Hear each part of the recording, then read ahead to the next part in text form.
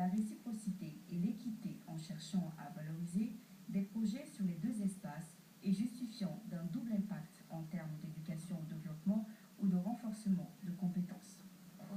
Alors, on finance à la fois des projets qu'on appelle associatifs, en tout cas de développement local.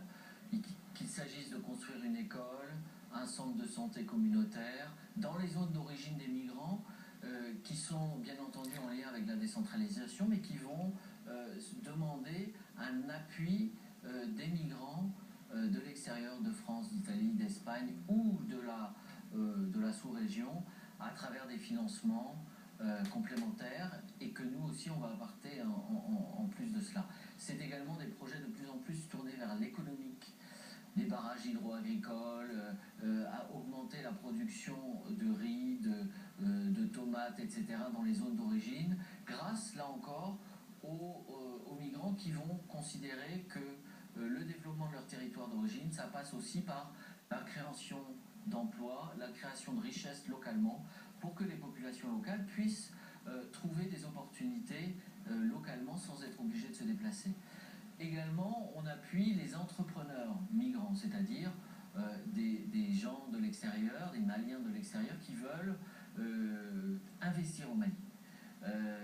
Créer de l'activité, mais bien entendu, trouver aussi des opportunités d'extension de leurs activités. Donc, créer des entreprises, pour l'instant souvent de petite ampleur, mais ça peut aussi prendre de plus grandes envergures, que ce soit au niveau de la zone du Niger, sur les surfaces agricoles à produire, que ce soit au niveau de l'hôtellerie, du tourisme, du transport, là où évidemment il y a entre guillemets, du business à faire pour les entrepreneurs, mais à cause de l'éloignement, nous, ici au co-développement, on intervient pour faire l'interface, pour qu'ils puissent se rendre compte à travers des études de faisabilité qu'on finance nous-mêmes, du potentialité, des capacités de mise en œuvre de leurs projets avec des réussites qui sont très souvent exemplaires. Bon, par rapport à ces différents projets, la contribution du projet donc, respecte deux échelles. Il y a un minimum de 15 millions que le demandeur doit respecter, c'est-à-dire tout projet qui est en deçà de 15 millions n'est pas éligible. Ensuite, il y a aussi un maximum de 30 millions, c'est-à-dire tout projet qui excède, en fait, toute demande de subvention, la quote-part que le projet doit payer, si cette quote-part excède 30 millions de francs CFA, elle est éligible. Les projets accompagnés par le co-développement au Mali s'articulent avec les plans de développement social, économique et culturel, PDSEC, des communes, les plans stratégiques régional et insulaires, dans le respect du cadre stratégique de lutte contre la pauvreté. Historiquement orientés vers leur village d'origine, les investissements de la diaspora sont accompagnés par le co-développement pour davantage se tourner vers les communes depuis l'avènement de la décentralisation et vers les secteurs d'investissement prioritaires en accord avec les orientations du gouvernement malien. Il y a eu beaucoup de réalisations à travers ce co-développement et en tout cas en évaluation, l'expérience mérite d'être démultipliée à travers les autres régions du Mali, parce que la région test, si je peux m'exprimer ainsi, a été la région de Caille.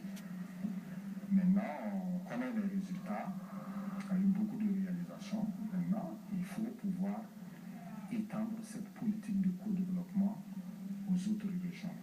Le co-développement valorise positivement l'apport de la diaspora dans le développement dans une approche multiculturelle et multipartenariale vers un impact durable sur les deux espaces. Mis en œuvre depuis 2009, le projet d'appui au co-développement Mali est un outil de coopération entre l'Union européenne, la CEDEAO et le Mali au service des migrants et du développement.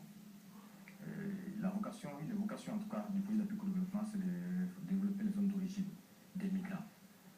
Alors, le constat actuel est que, c'est vrai, la migration, on peut dire qu'elle a commencé par Caille, et la région de Caille aussi a le nombre de migrants, ça a les migrants les mieux organisés en France, c'est vrai aussi. Mais aujourd'hui, il est de notre public que toutes les zones du Mali aussi sont considérées comme des zones d'origine, des zones de départ des migrants.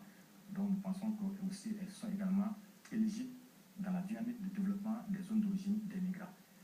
C'est pour dire que c'est pour cela que dans cette phase du projet financé par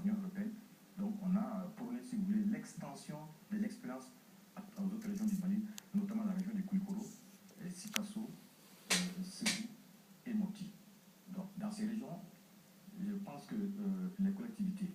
L'association doit aussi emboîter le pas aux associations de développement de la région des Cayes et voir dans quelle mesure elles peuvent utiliser le co-développement comme une opportunité de développement local, bien sûr en partenariat avec la diaspora. Les résultats du co-développement malique sont visibles à plusieurs niveaux. Plus de 600 promoteurs économiques accompagnés dans la création de leur entreprise au Mali pour le développement des zones d'origine des migrants. Près de 50 projets de développement local cofinancés